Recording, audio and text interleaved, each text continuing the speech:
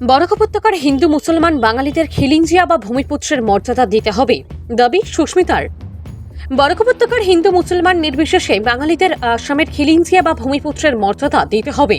সোমবার শিলচর তারাপুরে নিজের বাড়িতে এক সাংবাদিক সম্মেলন ডেকে এই দাবি জানান রাজ্যসভা সাংসদ তথা তৃণমূল কংগ্রেস নেত্রী সুস্মিতা দেব। এদিন তিনি বলেন, ডক্টর হিমন্ত বিশ্ব শর্মা খিলিঞ্জিয়া হলে সুস্মিতা দেবও খিলিঞ্জিয়া। আসামে প্রতিদিন বাঙালিদের নাগরিক অধিকার হরণ করছে। বৈষম্য ও বঞ্চনার প্রধান উদাহরণ হচ্ছে খিলিঞ্জিয়া। আদি বাসিন্দা মর্যাদা, কারা খিলিঞ্জিয়া এর কোনো আইনি সংজ্ঞা নেই। অথচ মুখ্যমন্ত্রী তার খেয়াল খুশি মতো আজ এক জনগোষ্ঠী, কাল আরেক জনগোষ্ঠীকে খিলিঞ্জিয়ার মর্যাদা দিয়ে চলছেন যেন তিনিই আইন। সুস্মিতা আরও বলেন, মুখ্যমন্ত্রী নিয়ম বানিয়েছেন যে এক নাগারে 3 পুরুষ ধরে বসবাস না করলে রাজ্যে জমির পাট্টা দেওয়া হবে না। এক্ষেত্রে উদ্দেশ্য স্পষ্ট যে বাঙালিকে কোনো অবস্থাতেই জমির অধিকার দেওয়া হবে না। বাঙালিদের কি অপরাধ বলে প্রশ্ন উত্থাপন করেন তিনি।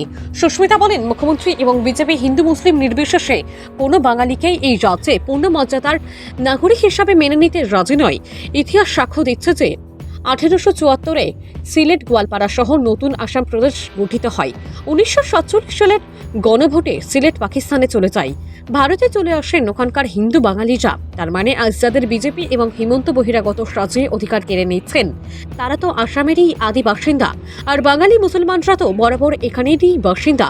তাহলে কার্বি আহোম বা বড় ভাইদের থেকে কোথায় আলাদা বাঙালিরা? তিনি বলেন, বরাকের বাঙালি হিন্দুরা দেশভাগের আগে আসামে ছিলেন, দেশভাগের পরও তারা আসামেই এসেছেন। তার মানে অন্তত 6 পুরুষ ধরে বরাকের বাঙালিরা আসামেরই আদি ও অকৃত্রিম বাসিন্দা। বরাকের মুসলমানরাও তাই। এরই পরিপ্রেক্ষিতে আমাদের দাবি, বরাক উপত্যকার হিন্দু মুসলমান নির্বিশেষে বাঙালিদের আসামের খিলিঞ্জিয়া বা ভূমিপুত্রের মর্যাদা দিতে হবে। সুস্মিতা বলেন, দাবি আদায়ের জন্য প্রয়োজনে উচ্চ আদালতের দ্বারস্থ হবেন তিনি। এখন ইলেকশনের আগে ভারতীয় জনতা পার্টি আরেকটা খেলা করছে। খেলাটা কি? খিলঞ্জিয়া শব্দটা নিয়ে। আমি আসাম রাজ্য সরকারকে এবং মাননীয় মুখ্যমন্ত্রীকে জিজ্ঞেস করতে চাই যে খিলঞ্জিয়ার ডেফিনিশনটা কি, এবং অ্যাসেম্বলিতে কোনো ল পাস করা হয়েছে নাকি। একটা ক্যাবিনেট মিটিং করে আপনারা যখন খিলঞ্জিয়া ডিক্লেয়ার করেন, এটা কে ডিসিশন নেয় যে কাকে নিয়ে কমিটি হবে? আপনারা যে 6টা সাব কমিটি বানালেন, যেটা রিপোর্ট ডিসেম্বর 2022-তে আসলো, who is the deciding factor যে কাকে নিয়ে তদন্ত হবে যে whether a community is Khilonjia or not.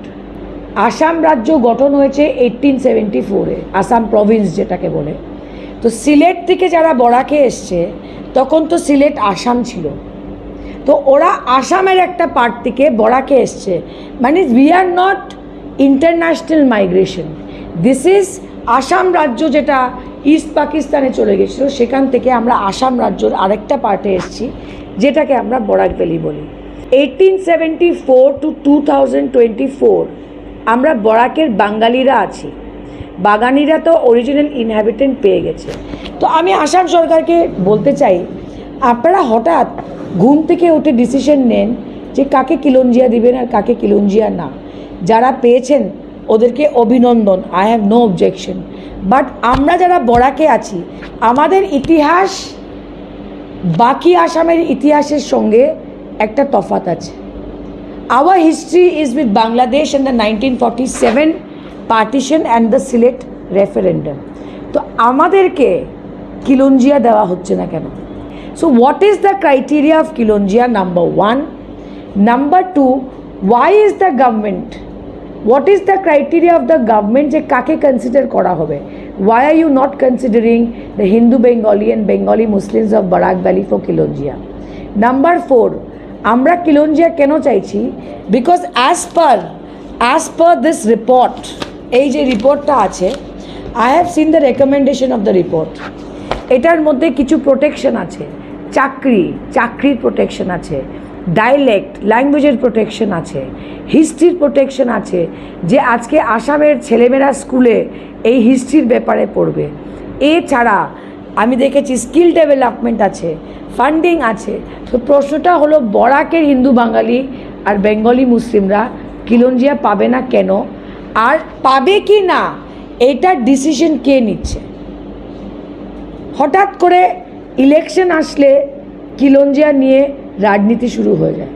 হঠাৎ ইলেকশন আসলে এনআরসির কথা, যারা বলেছিল সরাইঘাটের লড়াই হবে, যে সরাইঘাটের যুদ্ধ একটা ইলেকশনে বলা হলো, তারপরে বলা হলো এনআরসিতে সব উলুপুকা আমরা বের করে দেব।